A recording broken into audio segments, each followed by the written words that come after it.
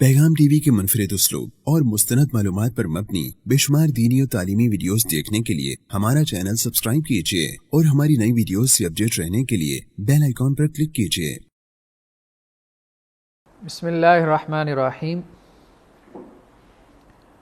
इन्नल हम्दुलिल्लाह वस्सलातु वस्सलामु अला अशरफिल खल्क़ व अकरमिल मुरसलीन व अला अहलिहि व सहबिहि अजमईन। अम्मा बाद फ़अऊज़ु बिल्लाहि मिनश शैतानिर रजीम। बिस्मिल्लाहिर्रहमानिर्रहीम। क़द अफ़लह मन तज़क्का व ज़करा अस्म रब्बिही फ़सल्ला। सदक़ल्लाहुल अज़ीम। नाज़रीन, अस्सलामु अलैकुम व रहमतुल्लाहि व बरकातुहू। इस प्रोग्राम के अंदर इस्लाम की रोशनी में, किताब व सुन्नत की रोशनी में पर्सनैलिटी डेवलपमेंट के ऊपर, पर्सनल ग्रूमिंग के ऊपर कुछ गुफ्तगू करेंगे। आज की हमारी इस नशस्त का मौजू क़ल्ब की इस्लाह है, यानी तज़किया नफ्स के हमारे यहाँ जो दो बड़े मॉडल, जो दो बड़े अप्रोचेस इस वक्त दुनिया में पर्सनैलिटी डेवलपमेंट के हवाले से दो बड़ी अप्रोचेस राइज हैं। एक वो जिसे मबनी बर दिमाग अप्रोच कहा जाता है, यानी आप अपनी पर्सनैलिटी को डेवलप करना चाहते हैं लेकिन दिमाग के ज़रिए से, जहन के ज़रिए से, अक़ल और शऊर और इंटेलेक्ट की तरबियत के ज़रिए से।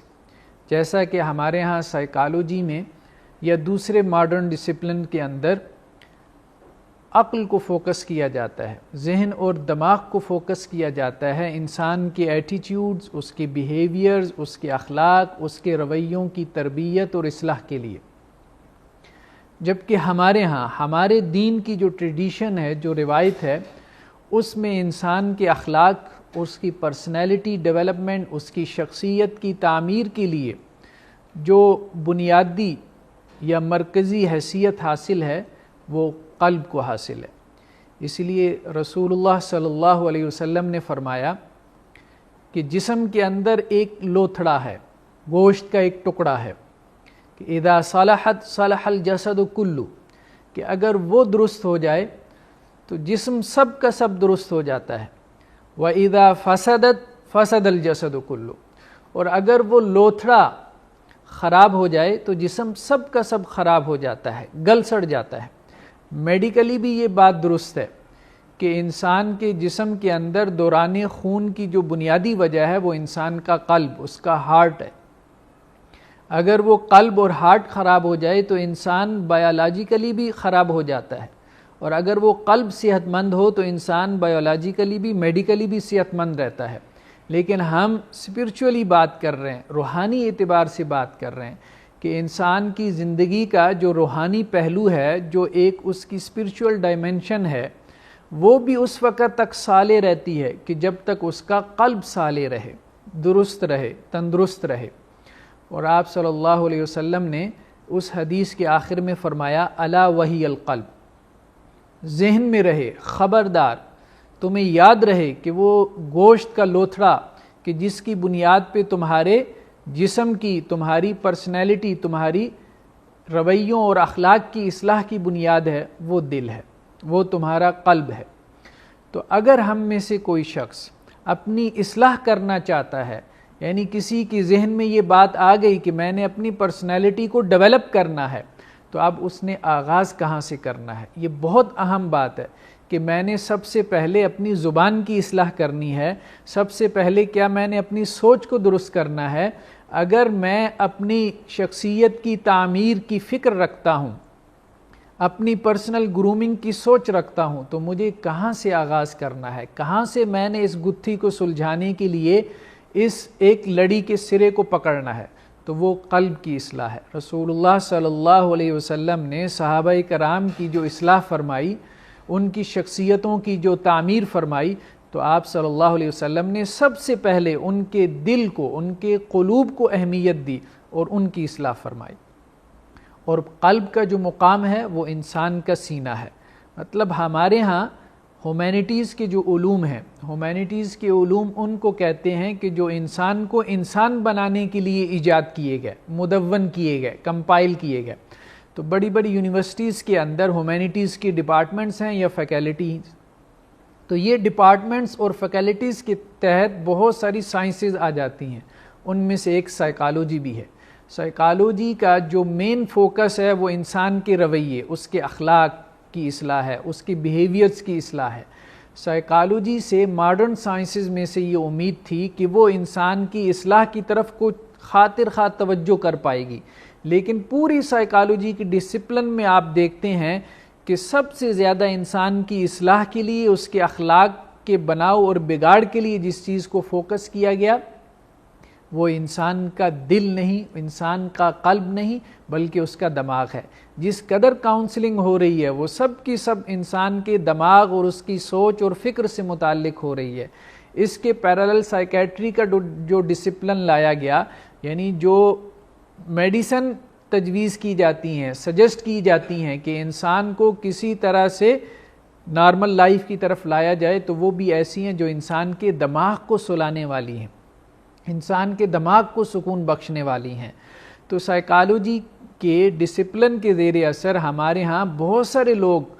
ہمارے مسلم سوسائٹی میں بھی بہت سارے اسکالرز تک اس بات سے متاثر ہو گئے کہ گویا انسان کی اصلاح کا جو اصل ماڈل ہے اس کا مرکزی نقطہ انسان کا دماغ ہے، حالانکہ ایسی بات بالکل نہیں ہے۔ انسان کے اصلاح کا مرکزی نقطہ جو کہ پیغمبروں کی دعوت اور تبلیغ کے اندر رہا ہے وہ ان کے قلوب ہیں۔ فلسفی کے اندر بھی ہم دیکھتے ہیں، اگر آپ سقراط سے لے کے رسل تک دیکھ لیں تو سب کے سب نے انسان کی عقل کو فوکس کیا ہے کہ بس عقل کی تعمیر کر دو، اس کی سوچ کو درست کر دو، اس کے انٹلیکٹ کو اپنا مخاطب بنا لو۔ لیکن یہ ہے کہ پیغمبروں نے اور رسولوں نے اپنی دعوت اور تبلیغ کے اندر مرکزی نقطہ جس کو بنایا وہ انسان کے قلب کی، انسان کا دل ہے۔ اس لیے تو اللہ عز و جل قرآن مجید میں ارشاد فرماتے ہیں کہ فَإِنَّهَا لَا تَعْمَى الْأَبْصَارُ وَلَكِنْ تَعْمَى الْقُلُوبُ الَّتِي فِي الصُّدُورِ، کہ یہ آنکھیں اندھی نہیں ہو جاتی بلکہ وہ دل اندھے ہو جاتے ہیں جو سینوں کے اندر ہیں۔ یعنی قرآن مجید نے اس چیز کی طرف بھی اشارہ کر دیا کہ قلب سے کیا مراد ہے، مطلب اب قلب کا کوئی غلط معنی اور مفہوم نہ مراد لے لیا جائے۔ جیسے ہمارے ہاں بہت سارے لوگوں نے سائیکالوجی کے زیر اثر قرآن مجید کے لفظ قلب کا یہ معنی اور مفہوم بیان کرنا شروع کر دیا کہ قلب سے مراد دماغ ہے، قلب سے مراد انسان کی سوچنے سمجھنے کی صلاحیت ہے، قلب سے مراد انسان کی انٹلیکٹ ہے۔ لیکن قرآن مجید یہ کہہ رہا ہے کہ قلب وہ ہے جو کہ انسان کے سینے میں ہوتا ہے، اور رسول اللہ صلی اللہ علیہ وسلم نے بھی ایک حدیث کے اندر اسی کی طرف اشارہ فرمایا۔ جیسا کہ ایک روایت کے الفاظ ہیں، آپ صلی اللہ علیہ وسلم نے فرمایا کہ ان اللہ لا ينظر الى اجسادکم، اللہ تعالیٰ تمہارے جسموں کی طرف نہیں دیکھتا، ولا ينظر الى صورکم، اور نہ ہی تمہاری صورتوں کی طرف اللہ تعالیٰ دیکھتا ہے۔ مطلب انسان کیسا، اس کی رنگت کیسی ہے، اس کا کلر کیسا ہے، انسان بدصورت ہے، بدحیت ہے یا بہت حسین ہے، بہت خوبصورت ہے، اللہ تعالیٰ میرے وجود، میری پرسنالٹی، میری شخصیت میں کسی چیز کو نہیں دیکھتے، نہ میری رنگت کو، میرے کلر کو، اور نہ ہی میرے قد بت کو، نہ ہی میری وجاہت کو، نہ ہی میرے حسن کو۔ اللہ سبحانہ و تعالیٰ اپنے بندے کے وجود اور شخصیت میں اگر کسی چیز کو دیکھتے ہیں تو وہ اس کا دل ہے۔ وَلَٰكِن يَنظُرُ إِلَىٰ قُلُوبِكُمْ، اللہ تمہارے اس پورے وجود میں گوشت کے اس چھوٹے سے لوتھڑے کو دیکھ رہے ہیں کہ اس کی کیا کیفیات ہیں، اس کی کیا کنڈیشنز ہیں، وہ کن حالات کے اندر ہے، اس کے اوپر کیا احوال گزر رہے ہیں۔ تو رسول اللہ صلی اللہ علیہ وسلم نے بھی انسانوں کی اصلاح کے لیے جس چیز کو بنیاد قرار دیا وہ انسان کا دل ہے۔ یعنی اگر میں نے اپنے رویوں کی اصلاح کرنی ہے، اپنے اخلاق کو بہتر بنانا ہے، میں نے اگر اپنی زبان کی اصلاح کرنی ہے، اس کی حفاظت کرنی ہے، اگر میں نے اپنا ایمان مضبوط کرنا ہے، اگر میں نے اپنا عقیدہ اور اپنی سوچ درست کرنی ہے، تو سب سے پہلے مجھے اپنے دل کی طرف توجہ دینی ہے، مجھے اپنے دل کی اصلاح کرنی ہے۔ تو یہ ہمارے دین کا مطالبہ ہے۔ رسول اللہ صلی اللہ علیہ وسلم کی ایک بہت پیاری حدیث ہے کہ جس میں آپ صلی اللہ علیہ وسلم نے دل کی مثال اور وحی کی مثال بارش کے پانی سے اور زمین کے ساتھ دی ہے۔ آپ صلی اللہ علیہ وسلم نے فرمایا کہ وحی کی مثال یعنی قرآن مجید کی مثال ایسے ہے جیسے بارش کا پانی، یعنی بارش کا پانی اوپر سے نازل ہوتا ہے۔ اب بارش کے پانی میں تو فائدہ ہی فائدہ ہے، انسان کے لیے منفیت ہی منفیت ہے، لیکن بارش کے پانی کا فائدہ حاصل کرنے کے لیے ضروری ہے کہ زمین کے اندر کچھ کوالٹیز ہوں، زمین کے اندر کچھ خاصیت ہو۔ ان خاصیتوں میں سے ایک اہم خاصیت یہ ہے کہ زمین بارش کے پانی کو ایبزارب کرنے کی، جذب کرنے کی صلاحیت رکھتی ہو۔ تو اب انسانوں کے قلوب اور دلوں کی مثال بھی ایسی ہے کہ قرآن مجید اور وحی کی صورت میں بارش نازل ہوئی ہے۔ اب کچھ انسانوں کے دل ایسے ہیں جو پہاڑ کی چوٹی کی مانند ہیں، چٹان کی مانند ہیں۔ یہ رسول اللہ صلی اللہ علیہ وسلم کی حدیث کا مفہوم بیان کر رہا ہوں۔ اب پہاڑوں کی چوٹیوں کے اوپر، جیسا کہ ہم دیکھتے ہیں ناردرن ایریاز کے اندر، اس کے اوپر ہفتہ ہفتہ بارش ہوتی رہے، لیکن پہاڑ کی چوٹی اس بارش کے پانی کو جذب کرنے کی صلاحیت نہیں رکھتی، تو وہ بارش کا پانی پہاڑ کی چوٹی سے نیچے آتا ہے، وادی کا حصہ بنتا ہے، وادی سے دریا اور دریا سے سمندر میں پہنچ جاتا ہے۔ تو رسول اللہ صلی اللہ علیہ وسلم کے کہنے کا یا آپ صلی اللہ علیہ وسلم کے ارشاد کا مقصد یہ ہے کہ اگر تمہارے دل پتھر کی مانند سخت ہو جائیں گے تو پھر قرآن اور وحی کے اندر کتنا ہی اثر کیوں نہ ہو، یہ کتنے ہی ایفیکٹو کیوں نہ ہو، لیکن تم ان سے اثر لینے کی صلاحیت کھو بیٹھتے ہو۔ رسول اللہ صلی اللہ علیہ وسلم کی مجلس میں صرف مومنین صادقین نہیں بیٹھا کرتے تھے، بلکہ ہمارے علم میں ہے، ہمارے نالج میں ہے کہ آپ صلی اللہ علیہ وسلم کی صحبت میں بیٹھنے والوں میں سے یا آپ کی زبان سے قرآن مجید کی تلاوت سننے والوں میں سے مشرک بھی تھے، کافر بھی تھے، اور وہ بھی تھے جو حالت کفر پہ مرے، جو حالت شرک پہ مرے، اور وہ بھی تھے جو آپ صلی اللہ علیہ وسلم کی مجلس میں حالت نفاق میں رہتے تھے اور نفاق ہی کی حالت میں وہ دنیا سے چلے گئے۔ تو یہ وہ لوگ تھے کہ جو رسول اللہ صلی اللہ علیہ وسلم کی زبان مبارک سے قرآن مجید سننے کے باوجود اسلام لانے سے محروم رہے۔ اس کی وجہ کیا تھی کہ ان کے دل اس قابل نہیں رہے تھے، ان کے دلوں میں وہ صلاحیت نہیں تھی کہ وہ وحی کے اثرات کو، وہ سچ کو جذب کر سکتے، وہ وحی کو اپنا حال بنا سکتے۔ تو یہ بہت ضروری ہے کہ ہم دل کی اصلاح کی طرف توجہ دیں، اپنے دل کو اس قابل بنائیں کہ یہ قرآن مجید سے اور رسول اللہ صلی اللہ علیہ وسلم کی حدیث سے اور وحی سے اور ہمارے دین کی تعلیمات سے اثر قبول کرنے کی اپنے اندر صلاحیت پیدا کر لے، اپنے آپ کو اس کا اہل بنا لے، اس کے لیے اس کے لیے کیپیبل بنا لے۔ تو یہ بہت ضروری ہے۔ یہی رسول اللہ صلی اللہ علیہ وسلم نے صحابہ کرام کے ساتھ کیا، اور ہم دیکھتے ہیں کہ ہماری جتنی فیلنگز ہیں، ہمارے جتنے ایموشنز ہیں، ہمارے تمام احساسات، ہمارے تمام جذبات کا جو محسن ہے، جو ان کا مرکز، جو ان کا محور، جو ان کا سینٹر ہے، وہ ہمارا دل ہے۔ اچھے جذبات ہوں یا برے جذبات ہوں، ایمان ہے تو ایمان کہاں پیدا ہوتا ہے؟ میرے وجود کے اندر اگر میں کسی ایک عضو، اپنے ایک آرگن کی طرف اشارہ کرنا چاہوں کہ ایمان یہاں پر موجود ہے، تو کتاب و سنت کی روشنی میں وہ جگہ کیا ہے؟ وہ انسان کا دل ہے۔ رسول اللہ صلی اللہ علیہ وسلم کی ایک حدیث ہے کہ جس میں آپ صلی اللہ علیہ وسلم نے فرمایا کہ مسلمان کے اوپر ظلم نہیں کرتا، مسلمان کو حقارت کی نظر سے نہیں دیکھتا، مسلمان کو ذلیل اور حقیر شمار نہیں کرتا۔ اور اس کے بعد آخر میں اسی حدیث کے الفاظ ہیں کہ التقوی ہا ہونا، یعنی رسول اللہ صلی اللہ علیہ وسلم نے اپنے سینے کی طرف اشارہ کرتے ہوئے فرمایا 3 مرتبہ کہ تقوی یہاں پر ہوتا ہے، تقوی یہاں پر ہوتا ہے، تقوی یہاں پر ہوتا ہے۔ یعنی بہت سارے افعال ایسے ہیں جسے ہم افعال القلوب کہتے ہیں، ایکٹس آف دی ہارٹ، یعنی جو دل سے کرنے والے اعمال اور افعال ہیں، جن کا مرکز اور محور جو ہے وہ ہمارا دل ہوتا ہے۔ تو ان میں سے ایک بڑا فعل جس کا قرآن مجید نے بھی حکم دیا وہ تقوی ہے۔ تو ایمان بھی انسان کے دل میں ہے، تقوی بھی انسان کے دل میں ہے۔ اب جب کسی بھی دین کے اندر تصورات، صحیح تصورات مسخ ہونا شروع ہو جاتے ہیں تو پھر اس کی جگہ جو ہے وہ غلط تصورات لے لیتے ہیں۔ جیسا کہ تقوی کا تصور ہماری سوسائٹی میں جس طرح سے پایا جاتا ہے وہ اس طرح سے نہیں ہے کہ جیسے ہمارے دین نے ہمیں بتلایا ہے یا سکھلایا ہے۔ ہماری سوسائٹی میں عام طور پہ لوگوں کے ذہنوں میں تقوی کا مفہوم یہ بیٹھا ہے کہ جیسے کوئی خاص قسم کی ایک کٹ ہے، مطلب کوئی سپورٹ مین یا کوئی کرکٹر جیسے ایک کٹ پہننے کے بعد ایک کرکٹر لگنے لگ جاتا ہے، تو اسی طرح سے اگر میں نے ایک خاص قسم کا لباس پہن لیا، میں نے سر پہ ٹوپی رکھ لی، میں نے ہاتھ میں تسبیح پکڑ لی، میں نے سفید شلوار اور قمیص پہن لی، تو گویا یہ تقوی کا لباس ہے، مطلب یہ کٹ پہن لینے سے میں متقی بن جاتا ہوں۔ رسول اللہ صلی اللہ علیہ وسلم نے جس چیز کی طرف اشارہ فرمایا وہ یہ ہے کہ ظاہر کی اصلاح تو باطن کی اصلاح سے پیدا ہوتی ہے،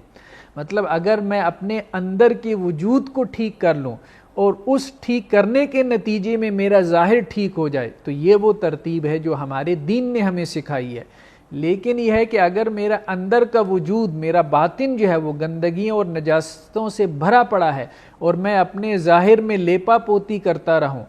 اس اچھی خوشبوئیں لگا کے جو ہے وہ بہترین لباس پہن کے جو ہے وہ لوگوں کے سامنے اپنے آپ کو اچھا بنا کے پیش کرتا رہوں،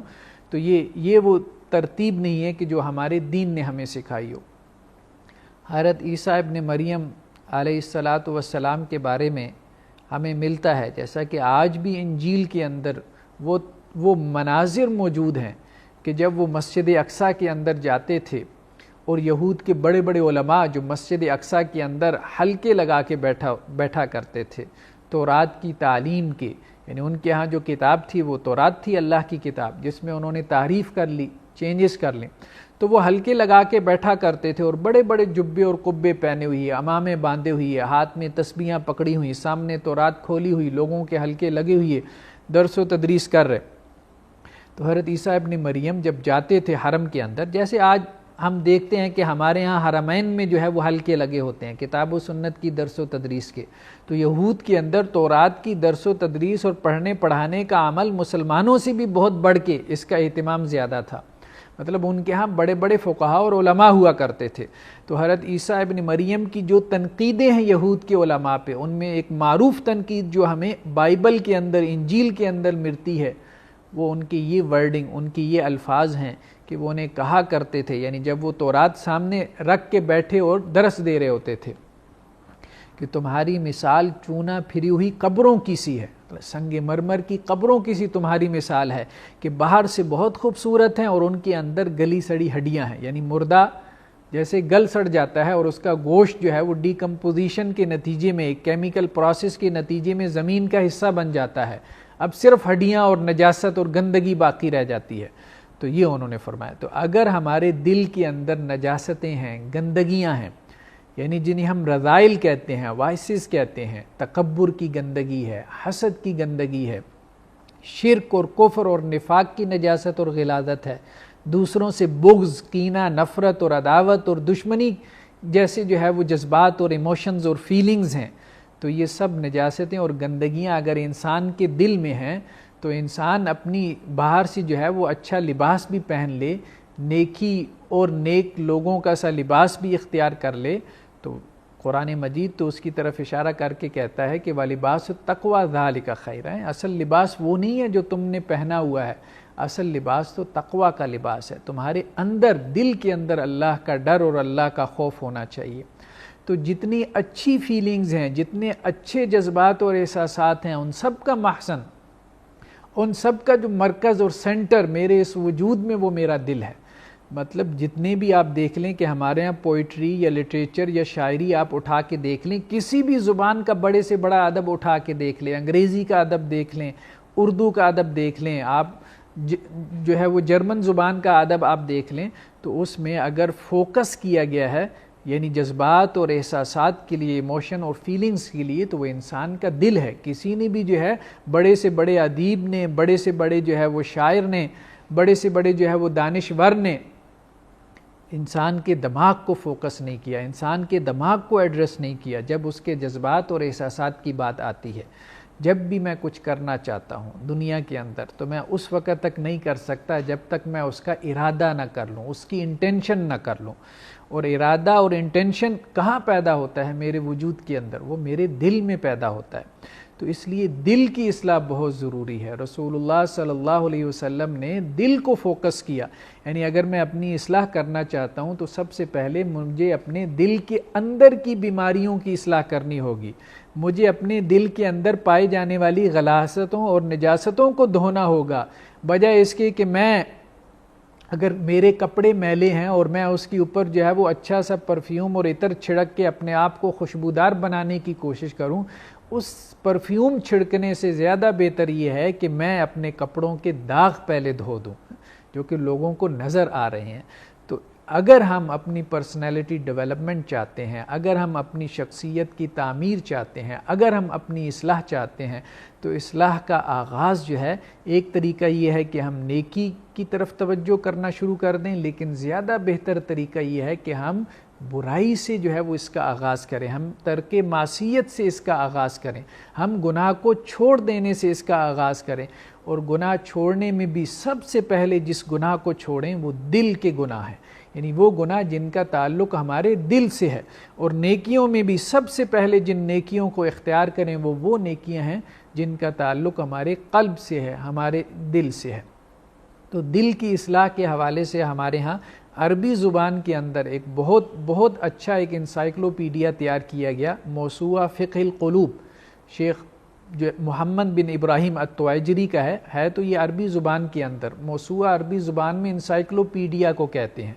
یعنی دل کی جو فقہ ہے، دل کی جو انڈرسٹینڈنگ ہے، ہارٹ کی جو انڈرسٹینڈنگ ہے، اس کے بارے میں ایک انسائکلوپیڈیا انہوں نے مرتب کر دیا۔ تو جو لوگ عربی زبان کی تھوڑی بہت چھت بت رکھتے ہیں تو وہ ان کے لیے اس کا مطالعہ بہت مفید رہے گا۔